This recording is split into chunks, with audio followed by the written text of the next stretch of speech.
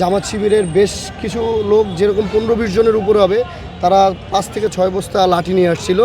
আমাদের উপরে হামলাটা করছে আসলে যখন আমরা দেখলাম যে স্যারের রুমে ভাঙচুর হচ্ছে। তো আমরা সাধারণ শিক্ষার্থীরা সবাই একত্রিত হয়ে স্যারের রুমে গেছি, যেয়ে দেখতেছি স্যারের সাথে খুব খারাপভাবে ব্যবহার করতেছে, খারাপভাবে স্যারের উপরে, স্যারকে দেখে নিবে। স্যারের রুমে আপনার হচ্ছে গিয়ে টেবিল ছিল, টেবিলের গ্লাস ছিল, এগুলো সব ভেঙে ফেলছে।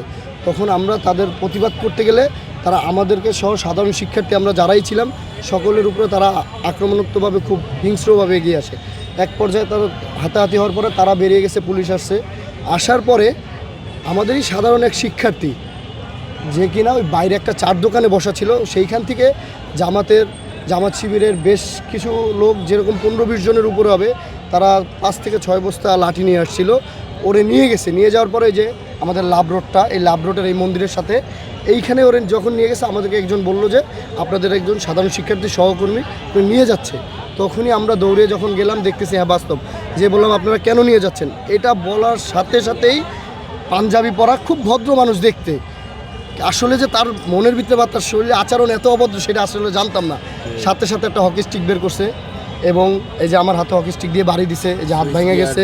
সুইচ গিয়ার দিয়ে আমাদের এক ছোটো ভাইরে টান দিতে গিয়ে এইখান থেকে একটু কাইটাও গেছে, এটা আছে। তারপরে এই যে ছোটো ভাই, এই যে ওর একটা বাড়ি দিছে, এই যে এই যে ওর হাতেই দেখেন এই যে বাড়ির স্পট। মানে পরবর্তীতে আমরা যখন ঠেকাইতে গেছি, আমাদেরকে যারা এখন আক্রমণ করছে, আমাদেরকে মানে ঠিক রাখতে গিয়ে আমরা ওদের উপরে উল্টা মানে হাতাহাতি হয়েছে।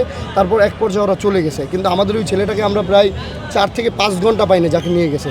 পরবর্তীতে ওর ফোন টোন বন্ধ, রাতে নাকি যে যোগাযোগ হয়েছে, আহত অবস্থায় ওকে পাইছে বাসায়।